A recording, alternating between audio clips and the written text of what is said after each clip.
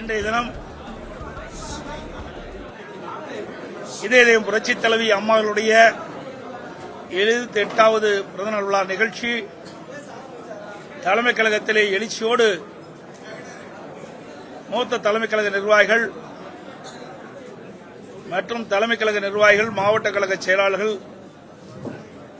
மாண்புமிகு நாடாளுமன்ற உறுப்பினர்கள், மாண்புமிகு சட்டப்பேரவை உறுப்பினர்கள், முன்னாள் நாடாளுமன்ற சட்டமன்ற உறுப்பினர்கள், கழகத்திலே பல்வேறு பொறுப்பில் இருக்கின்ற நிர்வாகிகள், பொதுமக்கள் திரளாக தலைமை கழகத்திலே கூடி எங்களுடைய இதயம் புரட்சித் தலைவி அம்மாவர்களுக்கு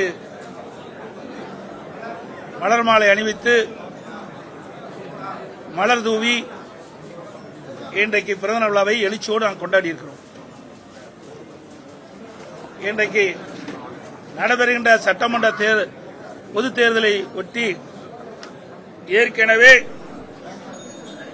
2 முறை அனைத்து இந்திய அண்ணா திராவிட முன்னேற்ற கழகத்தின் சார்பாக தேர்தல் அறிவிப்புகள் நாங்கள் வெளியிட்டுள்ளோம். இப்பொழுது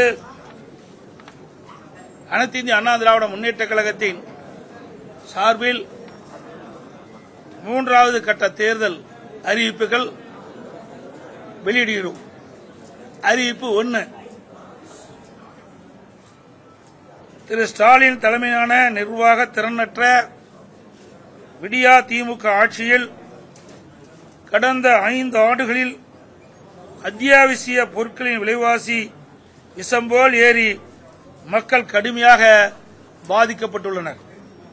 அதேபோல் திராவிட முன்னேற்ற கழக ஆட்சி அமைந்த பிறகு சொத்து வரி, வீட்டு வரி, மின் கட்டணம், குடிநீர் வரி போன்ற பல வரிகள் இந்த அரசால் உயர்த்தப்பட்டுள்ளது. இதனால் மக்களின் அன்றாட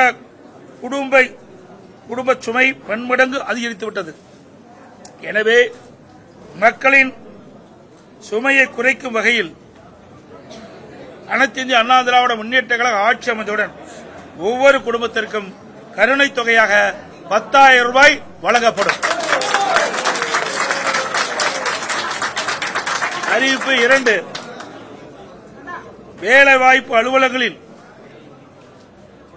நம்முடைய இளைஞர்கள் பதிவு செய்து வேலைக்காக காத்திருக்கும் பட்டதாரிகளுக்கு மாதந்தோறும் 2,000 ரூபாயும், +2 வரை படித்து வேலைவாய்ப்பு அலுவலகத்தில் பதிவு செய்துள்ளோருக்கு மாதந்தோறும் 1000 ரூபாய் உதவித்தொகை வழங்கப்படும். அறிவிப்பு 3,